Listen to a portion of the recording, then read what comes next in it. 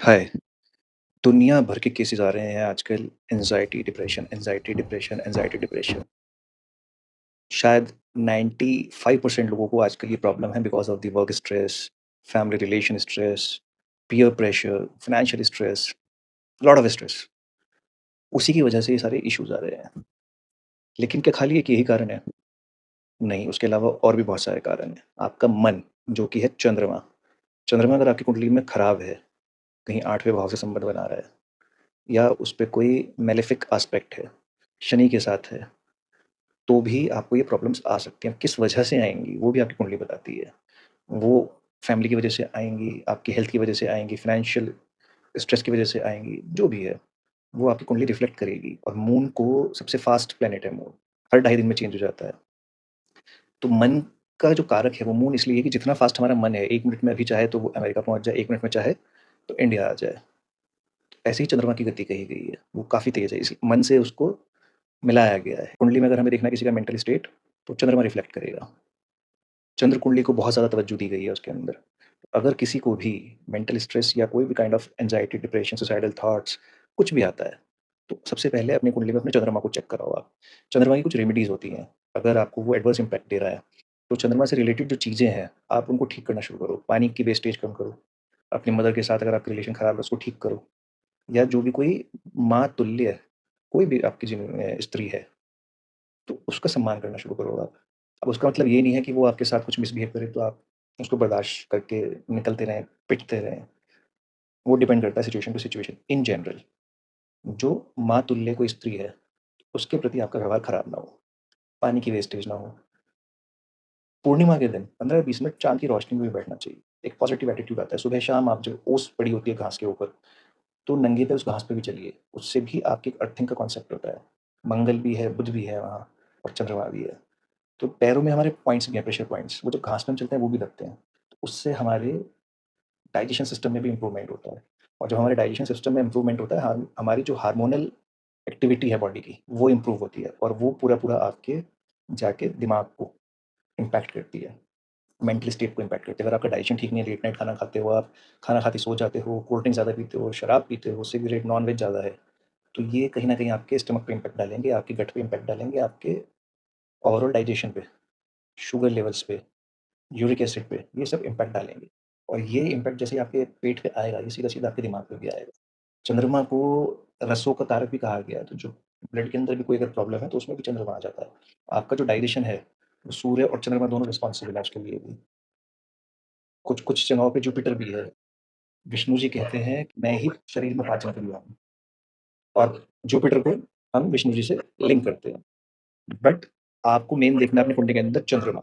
चंद्रमा की क्या स्थिति? चंद्रमा अगर कमज़ोर है, नीच राशि का है, 8वें घर में बैठा है, लगन का स्वामी होके 8वें घर में बैठा है, तो भी दिक्कत होगी। बट जनरली कर्क लगन होगा। कर्क लगन में अगर 8वें भाव में वो आ गया, तो डिप्रेशन की समस्याएँ देता है। कर्क लगन में अगर चंद्रमा 8वें भाव में बैठा हो, तो मंत्र सिद्धि भी देता है, जो लोग आध्यात्मिक हैं। तब उनको ये डिप्रेसिव नहीं बनाता। तब 8वें भाव को एक्टिवेट करके तंत्र की सिद्धियाँ, मंत्र की सिद्धियाँ देता है, और औरों से 10 गुना जल्दी देता है। अगर किसी को वो 10 साल लगेंगे, तो इनको 1 साल में मिल जाएगी। चैनलाइज़ करने की ज़रूरत है। Depression is nothing, just the overthinking. आप अगर अपने आप को डाइवर्ट कर लेते हो, स्पिरिचुअली थोड़ा कनेक्ट हो जाते हो, दैट हेल्प्स यू आउट। और लोग कहते हैं क्या हेल्प कर देगा मुझे नाम लेना किसी का, मंत्र क्या हेल्प कर देगा मेरे को? हर चीज़ का एक वाइब्रेशन है यूनिवर्स के अंदर। चाहे वो ओम है, चाहे वो राम का नाम है, चाहे वो राधा का नाम है, चाहे वो कोई मंत्र है।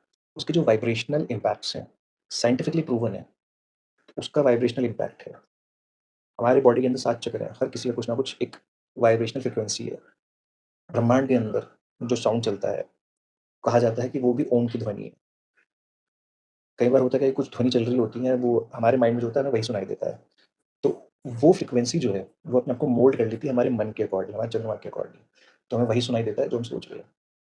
इंस्टाग्राम पे पोस्ट भी आते थे कि ग्रीन या ब्लू सोचो, आप जो भी पढ़ोगे आपको वही सुनाई देगा। तो वो वही चीज़ है। साउंड, वाइब्रेशन, वेव्स, फ्रीक्वेंसीज़ आपके ब्रेन को, आपके मूड को इम्पैक्ट करती है। सबसे पहले आपको उसे सुधारने की ज़रूरत है। ओवरथिंकिंग को रिड्यूस करने की ज़रूरत है। कोई भी स्ट्रेस लेके कुछ भी सॉल्यूशन नहीं होता है, फाइनेंशियल स्ट्रेस है, ओवरथिंकिंग करके उसके बारे में सोच-सोच के कुछ नहीं होगा, उसके लिए काम करने से होगा। कहीं रिलेशनशिप का स्ट्रेस है, तो find out the reason, keep aside your egos, and try to improve it. If it is not possible to improve it, then it is always good to move out of that relationship. मैं कभी suggest नहीं करता कि आप एक टोकरी में रह के टमाटर की तरह सड़ें। खुद सड़ें और दूसरों को सड़ाएँ, उससे अच्छा है कि आप वहाँ से बाहर निकल जाएँ। आपके लिए भी बेहतर, दूसरे के लिए भी बेहतर। बोझा ढोने में कोई फ़ायदा नहीं। आपको रीज़न फाइंड आउट करना पड़ेगा। हम सबको पता होता है रीज़न, हम सबको कमियाँ पता होती हैं, हम सबको सॉल्यूशन पता होता है। सिर्फ़ एक्सेप्टेंस नहीं होती हमें। तो वो एक्सेप्टेंस अपने अंदर लाने की ज़रूरत है और वो तभी आएगी जब आप अपने चंद्रमा को स्ट्रॉन्ग करोगे। शिव पूजा इसमें बहुत अच्छा रोल प्ले करती है। अगर आप शिवलिंग पे पंचामृत से अभिषेक करते हैं, डेली करते हैं, चाहे घर के अंदर का शिवलिंग हो, अगर आप उस पे करते हैं, जल भी चढ़ा देते हैं खाली काली तिल डाल के, इट हेल्प्स यू आउट। काफ़ी लोगों को मैंने बताया, बहुत सारी लड़कियाँ हैं, लड़के हैं, यंग एज के अंडर 30, उनको बहुत फ़र्क पड़ा है उसके अंदर। ये ऐसे ही नहीं बनाई गई हैं रेमेडीज़, इनके कुछ लॉजिक है। चाहे हम उसको बोलें कि शिव के ऊपर चंद्रमा है, शनि के वो गुरु हैं, राहु उनके गले में साँप के रूप में पड़ा रहता है, तो जब हम ये सारी चीज़ों का अभिषेक करते हैं, 9 ग्रहों का अभिषेक हो जाता है, एक्स, वाई, ज़ेड। आप उस रीज़निंग पे मत जाओ। अगर कोई चीज़ करने से आपको फ़ायदा मिल रहा है, आप उसको करो, बिना किसी वहम के। और कुछ नहीं चाहता, एक घर में छोटा-सा शिवलिंग भी रखेंगे, नर्मदेश्वर शिवलिंग, 2 इंच का, 2.5 इंच का, 3 इंच का, 6 इंच का मैक्सिमम, उसका अभिषेक करेंगे आप, 15 मिनट लगेंगे आपको in totality. And if you feel better after doing it, ठीक है, जैसे योगा करते हैं, मेडिटेशन करते हैं, मेडिकेशन लेते हैं, तो you think about it as a medication. It is a better medication than to take the chemicals in your body. अध्यात्म को भी, धर्म को भी हमें नकारना नहीं चाहिए, उसके साथ हमें जुड़े रहना चाहिए, बहुत हेल्प करता है वो। साथ में आपका पेट्स अगर आपके पास है, चाहे वो डॉग है या कैट है, they also help you out in reducing your stress, coming out of depression, suicidal thoughts.